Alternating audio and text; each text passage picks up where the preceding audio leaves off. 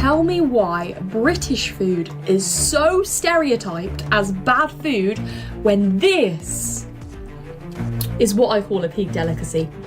Okay, British food or cuisine is insane, and this is coming from a fact. British people getting mad at Americans because we don't understand their food. Like, what's to understand about putting beans on everything? And I saw beans on pasta the other day, not just like a couple of beans, like full bushes baked beans drowning some little farfalle.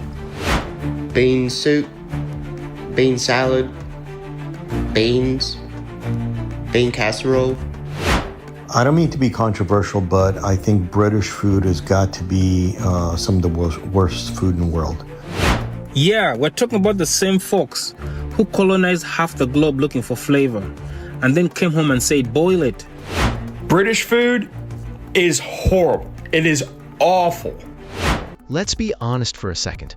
One thing that's hard to argue with is that American food tends to be packed with bold flavors and generous seasoning. For many international visitors, that's one of the first things they notice after taking a single bite. I don't think some of you realise is a lot of the things that you're mocking is working class British food. Do you think Queen Victoria ate bland food? I think not. British food is absolutely second to none in terms of produce, quality of produce, all that rain that we get. Everyone says British food is terrible, but we all love a roast dinner.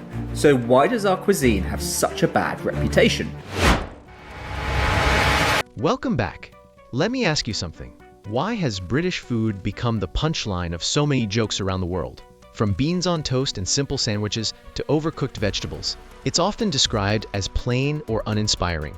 Spend a few minutes online and you'll find countless people claiming British cuisine has no flavor. But is that really the full story? Or has the stereotype simply been repeated so often that everyone accepts it without question? The truth is, Britain is home to incredible restaurants, rich food traditions, and dishes that millions of people genuinely love. So today, we're not here to make fun of British food. We're here to separate myth from reality and find out whether its reputation is actually deserved. If you enjoy honest conversations about food, culture, and everyday life, make sure to subscribe. Let's get into it. People who hate on British food have no idea what they're talking about. I don't understand anyone who could look at this dish and think that looks anything but delicious. It's shepherd's pie. It is such a fun weekend meal to make, and it's insanely good. What do you think of English food? It's pretty boring. For example? Beans on toast. We put bacon in our beans.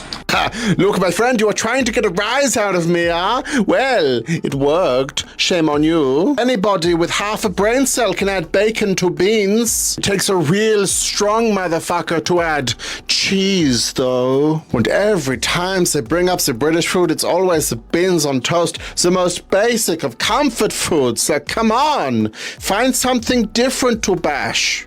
And just potatoes and sad. Look, I'll give you the sad, but that has nothing to do with the food. That's just how the people are. It's not their fault. But what do you mean, just potatoes? There are so many ways you can prepare them. Boil them, mash them, stick them in a stew. And others are making a nerdy point. It's not exciting or very spicy. The spiciest food in America is Mexican. Don't give me this bullshit. Yeah, okay, there are some classics that are not so spicy, but they are tasty and delicious, and they make you feel like you're being hugged by an open fire in the middle of winter, and we love this. But these days, my friend, the United Kingdom is full of every kind of curry you could imagine. All of the Caribbean food, and even Mexican food. There is spice coming out the wazoo enough to blow a new hole in you. I like a second bum hole, like between the cheeks. This is what I'm not threatening you, I'm just saying it's spicy, okay? It's like living in World War II. Yeah, but Spam is from America, like before the war. Like they did that shit for fun. This is unhinged. Yeah, it's war food. Yeah. From an American perspective. Yeah, well, I guess the Americans would be the experts on war food. Yeah. Yeah, the war's been over for a while, guys. But you keep starting wars. Okay, thank you. Goodbye. Okay, British food or cuisine is insane, and this is coming from a fact. I'm a Canadian living in the UK, and I've recently found out this thing called picky bits or picky tea. Spanish people have tapas. You know, people in North America have appetizers. Not in the UK. They call a dinner here a meal that you sit down with the family. We're gonna have picky bits tonight. Picky tea. Picky bit. That sounds like I'm picking my testicle. I can get behind girl dinner, but you can't be a mum and go, right, kids, you and I gonna have picky bits tonight.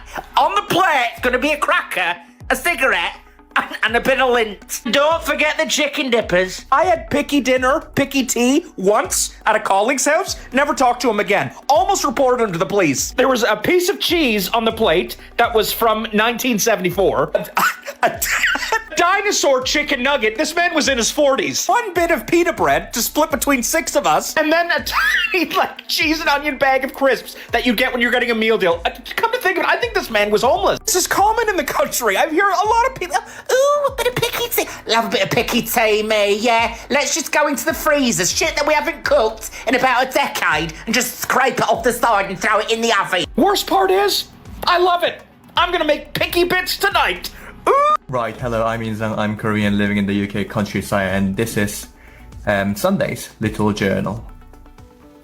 The smell of a Sunday roast wafting from the oven is the ultimate Sunday privilege. Roasted chicken, roasted potatoes, carrots and Yorkshire pudding all in one. It's pure heaven. It's honestly one of the main reasons I love Sundays. It's my absolute favorite British dish. In Korea, British food has a reputation for being bad. I'll admit, I had that prejudice too before moving here. Some of my mates back home still think people here live on nothing but fish and chips. It's always the ones who've never visited. Others joke that there's so little to offer that tikka masala is the national dish. But living here, I've realized the variety is endless. From the classics like a full English, cottage pie, and beef Wellington, to haggis, Cullen skink, and even a cheeky sausage roll or cheese and bean on toast. The list goes on. And don't even get me started on the puddings. Scones, sticky toffee pudding, bread pudding, apple crumble with lashings of custard. It's absolute bliss. London is a global food hub, and my family loved every bit of it when they visited. Safe to say, I'm a huge fan of British cuisine. As somebody who's been to London and has had the food in the UK, British food is horrible. It is awful. I've had all the big ones: fish and chips, bangers and mash, beans on toast, traditional English, jacket potato. I've had it all. My name's Kalani. I'm an American, and I've spent a lot of time traveling all over the UK, not just London, pal, because I don't know if you knew this or not, but there are a lot of other places in the UK outside of London. Now, don't get me wrong, you can find some good food in London, but, this guy, he says he's had all the big ones, right? And he doesn't mention a Sunday roast, which is probably my favorite British meal. But then he goes after fish and chips, bangers and mash, and he goes on to talk about how he went to this one pub in London and he got bangers and mash and it wasn't good. Surprise! Not every pub you go to has great food, buddy.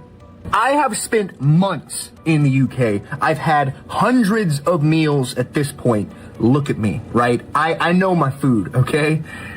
Is all British food amazing? No. Jelly deals, shite. But, there is a place for it, right? I just don't get it. Why are we so judgmental of other people's food? The instant that anyone mentions British food, they talk about how horrible it is, yada, yada, yada. But where have you been? My biggest issue is that people will go to London for a couple days, a week, whatever. And then they come back home and they're like, well, we went to a couple spots, but the food over the UK is just shit. It's all just shit. Is it? Because you only went to London. And not everything you get in London is gonna be amazing. You gotta find the good spots. You gotta ask people that actually live there where to go. And you may not like some of the food, But to say that it's all awful, I feel is pretty ignorant. Like I'm fighting an uphill battle at this point. I've got some Americans that know what I'm talking about, and people that I've shown things to, they understand. But your average person just loves to shit all over the UK and their food. And their extent of knowledge is literally they've never been to the UK and they see stuff online, or they go to London and think they're an expert. I see why the Brits get so upset online. I see, I feel, I understand. One of the main things that Americans get wrong about England is the cuisine. Like, the stereotype is that British cuisine is bad, but that's just so dumb. But the big standout one for me is savory pies. As Americans, we often associate pies with being sweet, such as like apple, cherry, pecan, pumpkin, etc., etc. But here, yes, they created apple pie. They often make savory pies. As a vegetarian, that looks like mixed vegetables, mushroom, potato and cheese. I've had some curried cauliflower pies that were absolutely phenomenal.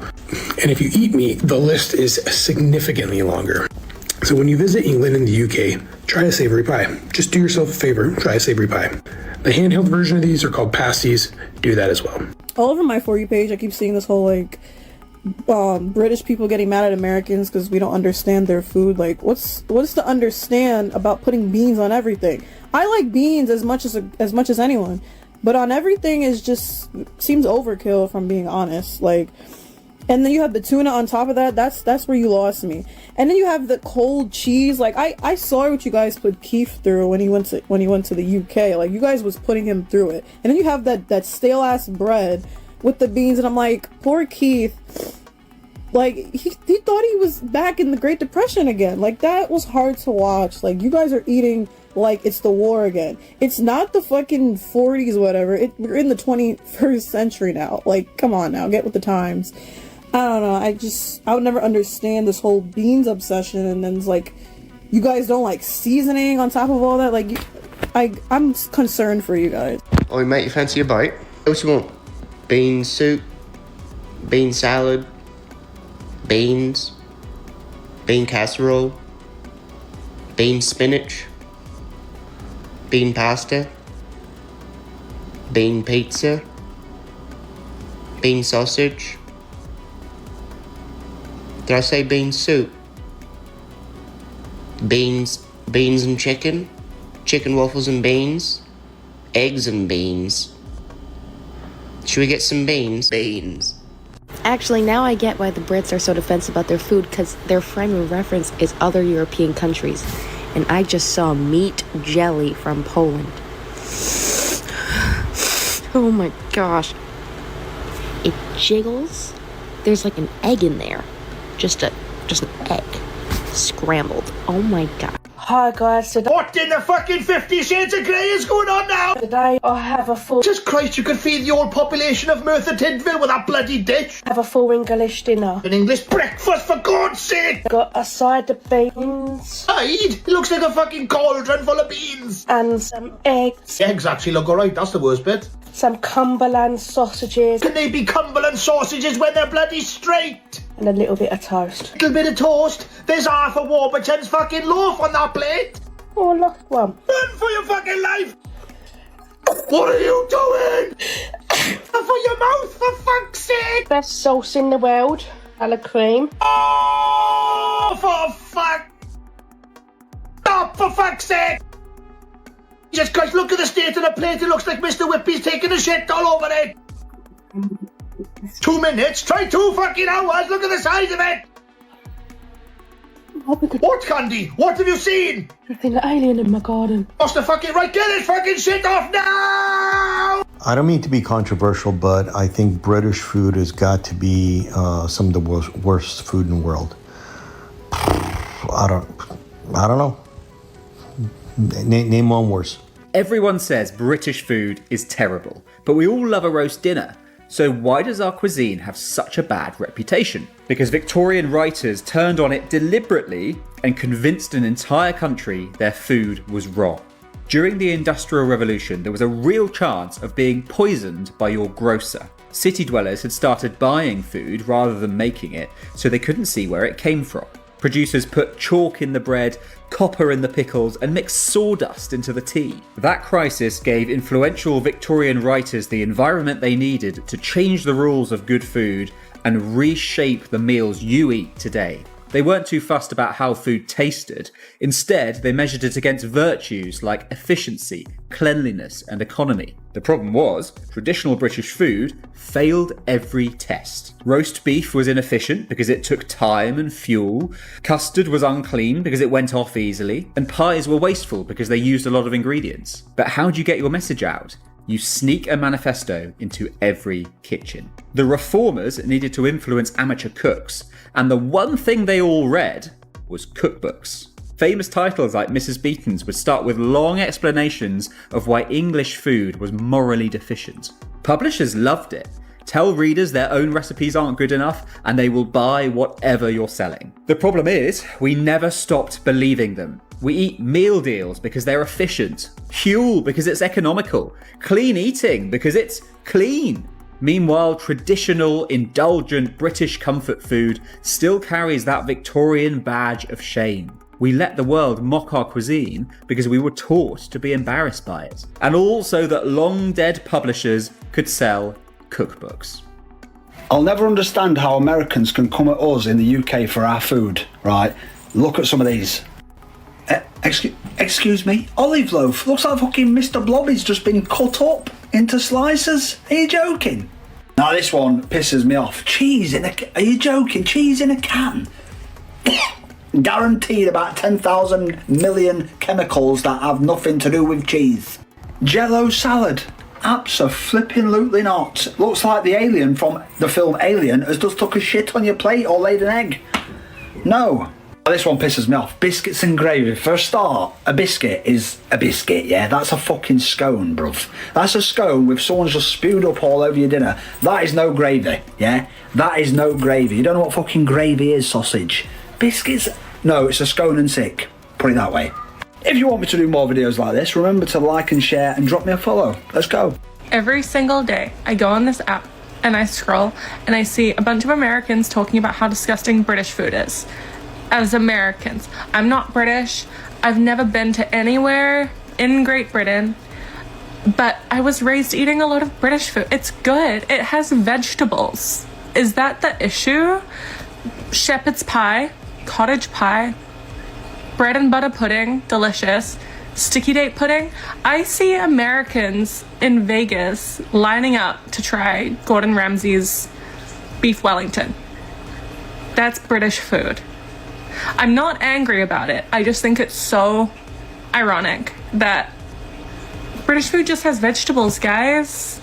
What's the deal? Cornish pasties? Delicious. If you guys in America call this a chicken sandwich, what the hell would you call what is on the right?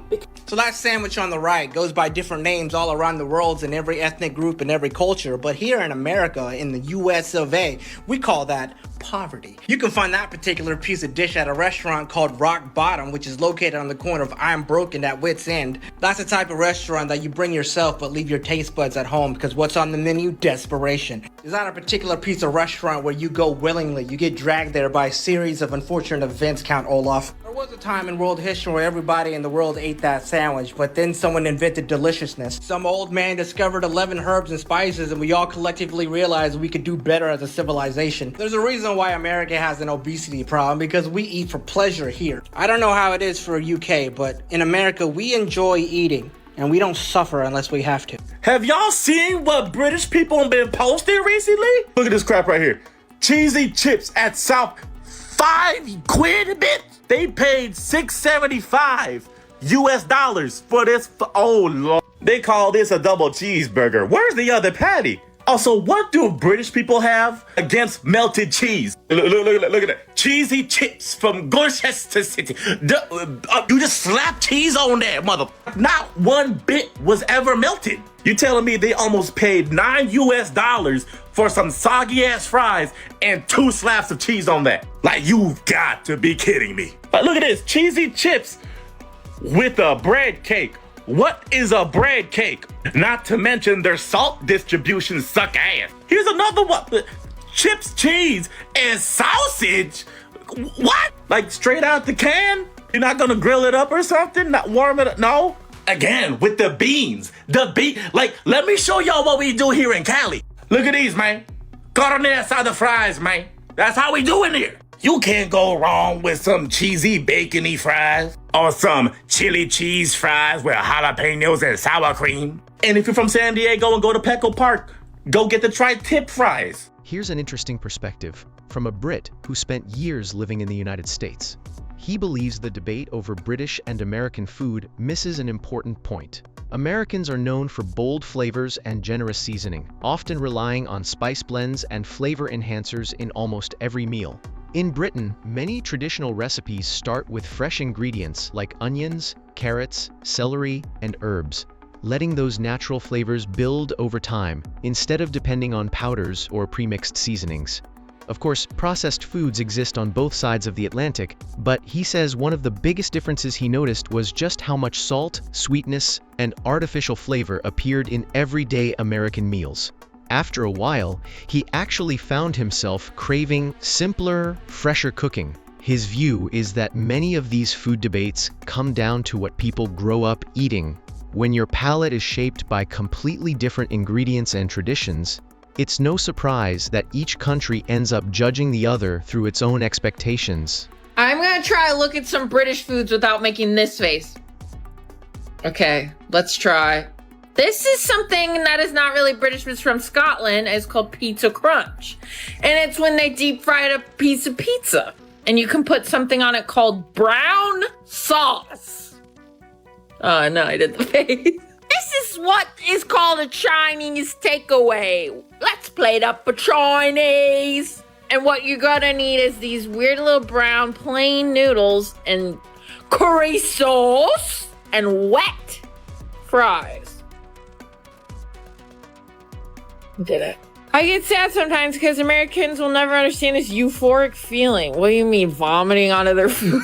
My friend told me a story about once he was in a Marie Callender's and an old man threw up onto his food. Is that what it's like to be in United England? Oh, I did the face. Crap. Yum! I like that the sausage kind of looks like a cartoon sausage. Someone drew a picture of a sausage. I love that. Looks good. Chinese. This is Chinese. Hundreds and thousands of years of heritage, and you guys get a big, fat, long sausage and a bunch of wet fries. Stop! Put it in a bowl at least. Why is everything so liquidy? You guys are making me upset inside. Do you understand? Why is everything brown? This looks like the inside of a house of a millennial woman. Please pick some other colors. I'm gonna freak out. This is something called potted shrimp, which I think is called that because you have to be high on pot to eat this shrimp. Right? Right, guys? I did the face. I kind of wanted to do the face. I thought it was fun. Okay. I don't want to be this guy, and I'm so sorry to be this guy. I would eat this one. I love mashed potatoes. I love sausage. I love gravy. Yorkshire pudding? Why is it standing upright, though? Just put it... Don't make it be erect. That wasn't a good word to pick. This looks like play food for a baby toy doll. And why is it neon green peas? This is something called chippy butt, which is what they used to call me in high school until I started really gaining some weight. Now my butt's a little bit even chippier, honestly. What does that mean? I don't know. I have a good butt. Butt reveal coming soon. Anyways, this is fries on a bun. Why are you doing that? Put them in your mouth. You don't need a vessel. Do it right. Put it in. Beans on toast. Fine. Wet. Fine. You think this is from Scotland? It's called haggis? It looks like a C-section. I'm sorry to say that. This looks like a blobfish. Google blobfish right now. Come back. We'll watch it. I don't even want you to see that. This is spotted dick because it looks like a wiener with a disease that you need an antibiotic for. What are you guys talking about here? Pie barm? What are you talking about? What are you talking about? You put a pie on a bun? What are you talking about? Jellied eels. good. Whenever I'm eating it, Eli go, I wish this was squishier. I wish the texture of this was worse. This looks like something you can get Bath and Body Works and put in your tub. Black pudding. This is blood in a hockey puck shape. Why are we doing this? Who said you had to do this? This looks good. I'll eat this. Fine, I'll come over. I'll eat this. That's it, okay? Be chill. There's something seriously wrong with Americans when they absolutely complain about British food. They complain about British snacks. They complain about British desserts. They complain about British everything. Why do they even come here if all they do is complain about the British food? Yeah, sure, I love some American stuff, but I also really appreciate British food because it's good. Why don't you check your own American food out first? Because apparently we have chicken in cans, and I hate to say it, but I do like cheese. Spray cheese is nice. Sorry. Because I'm telling you now, Karen, if you come to this country and you diss the French fancy, that should literally be an automatic decline to enter the UK. They should check you at the border. And don't get me started on mince pies. If you want to live in this country and you don't like mince pies, why the hell are you here? Mince pies are a British staple, and they're so damn good. I don't know what they did, but these are literally like addictive crack. I seriously don't want to hear another American complaining about British sweet items, desserts, any of that stuff, because you don't know what you're talking about, lady. Karen?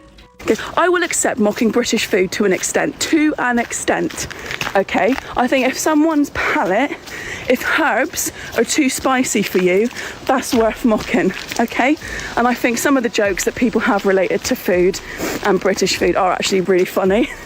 But what I don't think some of you realise is a lot of the things that you're mocking is working class British food, right? And there is a reason that in our climate we have a lot of very heavy, stodgy foods that are traditionally working class foods. Now, I'm from Cornwall, land of the pasty. We like our scones here, heather cakes, saffron buns. It's a lot of really heavy, stodgy food.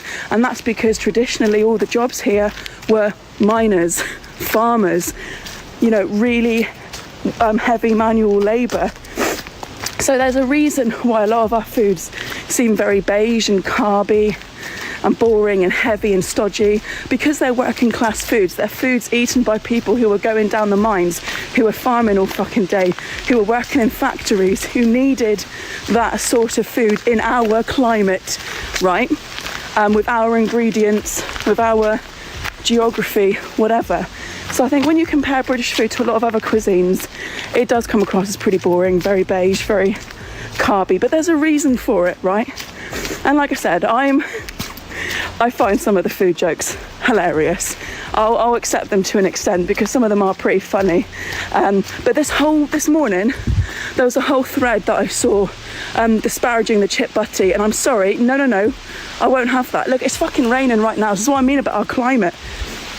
I will not have a bad word said about a chip butty. To be fair, like the picture they used was an actual dry bun, and the chips didn't look the best, and it didn't look like there was a fucking any butter whatsoever. So you need butter, you need your salt and vinegar, you need proper chip shop chips, but a chip butty, I will not stand for it. I will not stand for chip butty slander, okay? Not in this house or Woodland. British food is disgusting, or at least that's what the stereotype says. So let's dive into it and see if it's fair, shall we? First of all, do you think Queen Victoria ate bland food? I think not.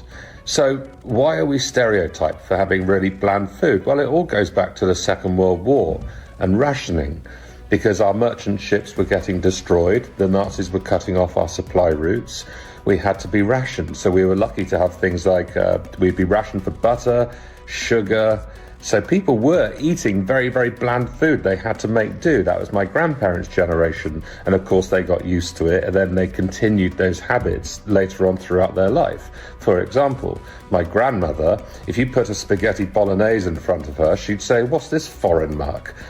Her idea of a good meal would be some sliced onion, carrot, chicken, cooked in some stock, it's not a bad meal, but it is a bit bland. It is bland, definitely. Now, let's look at modern Britain. Is the food bad? Quite the opposite. We've got per capita more Michelin star restaurants than most countries have. Per capita, we actually have more Michelin star restaurants than the United States by a long way.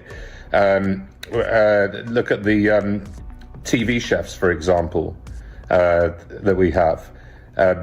British food is absolutely second to none in terms of produce, quality of produce. All that rain that we get means that we get lush grass, which means the quality of livestock is superb. The quality of our crops is second to none. So for those of you that have been to Britain and indulged in fine British dining in a lot of the gastropubs that we have, you will know that this myth is completely unwarranted in this day and age. Thank you. You know how I know Americans have it all wrong? They're always saying British food is bad, but they're never talking about British puddings. They'll talk about beans, cheese, jacket potatoes. They'll talk about eels, brickle-brackle and such, but they're never really talking about our puddings, are they? Because they don't have a pudding stomach. They haven't developed a pudding stomach. They have no experience of being here, like I have been, like some of you guys have been, fellow Americans, and developing that pudding stomach. Before I moved here, I had no sense of a pudding stomach. I did not like puddings. I rarely had a sweet tooth, but ever since moving here, all I think about, well, most of the time, is stuff like sticky toffee pudding, things like that. I mean, my sisters have visited recently, and that's all they text me about on WhatsApp is sticky toffee pudding, this and that. Essentially, Americans just they have no grasp of it. If they came over here and developed that, they might see why we have stodgy, brilliant, delicious food. They might be able to expand their horizons a little bit and understand that we've got things like trifle, we've got jam roly-polies, we've got apple pie, we got so many things that they have no ground to stand on, do they? Because they don't know what they're talking about. You've got to develop a pudding stomach to be able to judge British food, and even then, we all know that it's brilliant and delicious and good for the soul. Please, please, please tell me why British food is so stereotyped as bad food when this is what I call a peak delicacy. Beans, I'm sorry, they elevate a plate like no other. You have not experienced a good meal until you put some chips that are from the freezer with some beans, okay? Genuinely, you might think I'm joking, but this took 20 minutes to cook up. 20 minutes for this delicious feast. And I truly don't believe people when they say that British food isn't the best. Okay, this might not be the most nutritionally dense, it's not got vegetables in it, but beans are classed as healthy because they've got fibre in it. I'm not saying this is the reason why I've got abs, but I am also saying this is the reason I've got abs, because why is British food stereotyped so bad when it's one of the most loved foods? You ever look at history and ask yourself, wait, so you did all that for this? Today's topic, we're talking about British food and why it's so bad. Yeah, we're talking about the same folks who colonized half the globe looking for flavor and then came home and said, boil it. Let's go back. Not to guilt trip anybody. We're not guilt tripping anybody here. We're here to ask the big questions you didn't know you had, with a side of sarcasm and seasoning, of course. I mean, because somebody has to, right? So here's the scene. We have the British Empire out here collecting continents like Pokemon cards. We have India snatched, Caribbean claimed, Africa, well, we know how that went. And we have all that colonizing. And for what? We went there for spices. Literal wars over cinnamon. Black pepper was the Bitcoin of the 1600s. So you get India. You have India now, home of curry, cumin, cardamom, turmeric. And you come back home with what? Keepers. Smoked sadness on a plate. It's giving struggle meal with no ambition. You're standing next to jollof, biryani, jerk chicken, and you still say, bring out the blood pudding. Come on, England, you could do better. But let's be real. They did fall in love with the food, just not enough to let go of colonizer energy. Chicken tikka masala is now a British national dish. Yes, it is. Imagine invading someone's house, stealing their recipe, and then putting your flag on it like you invented turmeric. The audacity has always been well seasoned, even if the food isn't. So why did they keep their own food so bland and so bad? I have two theories. One, classism. Spices were seen as too exotic, too common. Bland food was a flex in Britain. You know, boiled cabbage equals prestige, a soft palate for the stiff upper lip. And then two, war rationing. World wars hit the pantry hard. Folks got used to food that tasted like the color gray. But here's the plot twist for you. While England stayed stuck on porridge and peas, the rest of us, we've been cooking. African, Caribbean, South Asian, flavors exploding like colonizers never showed up. Because even if they stole the land, they couldn't season the story right. So what's the takeaway? Colonialism was brutal, but it left behind a few edible contradictions, like how the ones who stole the spice trade couldn't cook with it, how the empire fell, but the mushy peas endured, and how the global south turned the stolen ingredients into legacy. So before I go, bring your own hot sauce to London. That's the only way you're going to eat that food, man. History does repeat itself. Just don't let it taste like overcooked cabbage. Let's move. British food is bland, beige and barbaric, or so foreigners say, but is this true? And if not, where did Britain's terrible food reputation come from? Well, first you have to start with our geography. Our wet temperate climate is great for root veg and livestock, hence our fantastic meat and dairy. It's less good for sun-loving tomatoes, peppers, olives and so on. Plus, our location on the western corner of Europe historically restricted our access to herbs and spices from the east, so our food was always going to be hearty and simple. Then there's our history. In medieval times, English peasants ate relatively well, and the nobility had a varied cuisine infused with spices brought back from the Crusades. But the English palate changed with the Reformation in the 1500s, when the country turned Protestant and adopted the Protestant suspicion of pleasure, extravagance and self-expression. Spending time and money preparing elaborate meals was a definite no-no. The next historical shift were the enclosures, which essentially privatised huge amounts of common land. This limited the peasants' ability to produce their own food, so folk recipes and skills weren't passed down. Now, as English peasant cooking declined, elite cooking was under attack from a familiar foe, the French. The Sun King Louis XIV made France the centre of European power and sophistication, and so through the 17 and 1800s, the British nobility fawned over French cuisine, relegating our traditional grub, which was dealt another huge blow by the Industrial Revolution, which took place earliest and fastest in Britain. The vast migration of workers from the countryside to cramped cities cut them off from regional cooking traditions. They no longer had the time nor the ingredients, creating an industrial food culture based on saving time and filling you up, rather than delighting the taste buds. By the early 1900s, the last bastions of sophisticated British food were the country houses, where skilled traditional cooks were still widely employed. But the two world wars and heavy taxes destroyed their wealth and ability to employ household cooks. Britain's food heritage disintegrated and was ground into the dirt by years of rationing, which lasted longer than almost anywhere in Europe, meaning an entire generation was raised without the skills or ingredients needed for a strong food culture. But when all seemed lost, things finally took a turn for the better. Post-war, the new affordability of flying abroad and celebrity chefs led by Elizabeth David opened Brits' eyes to the glories of Mediterranean food, which became high status, while huge waves of immigration led to the likes of curry and Chinese becoming cheap British staples. Then from the 80s and 90s, chefs including Fergus Henderson led the modern British movement, which began reviving traditional British fare, while pubs began selling decent grub, and the street food scene has exploded recently. In fact, there's been such a renaissance that in 2024, London had more 3 Michelin star restaurants than any city apart from Tokyo and Paris. While there are 193 Michelin star restaurants in the UK, only 87 fewer than the entire US. Today, Britain still lacks the broad base of culinary skill you get in France, Italy and Spain, where simple, cheap cafes serve outrageously good food. But the claim that it's a food wasteland, frankly, is a load of bollocks. The reputation of British food didn't appear out of nowhere. It was shaped over generations. Countless jokes, viral memes, and old stereotypes have been repeated so often that many people now accept them without ever questioning where they came from. But when you take a closer look, the story becomes far more complicated.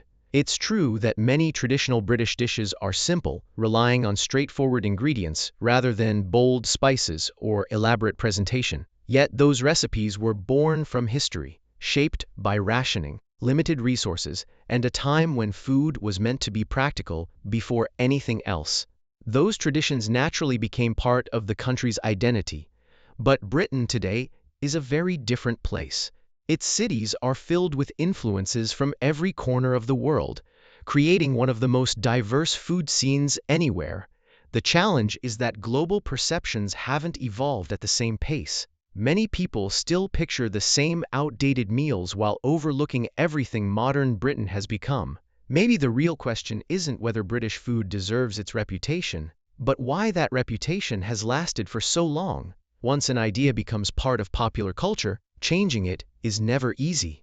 Like many things, the truth isn't found at either extreme. It lies somewhere in the middle, where history and modern reality meet.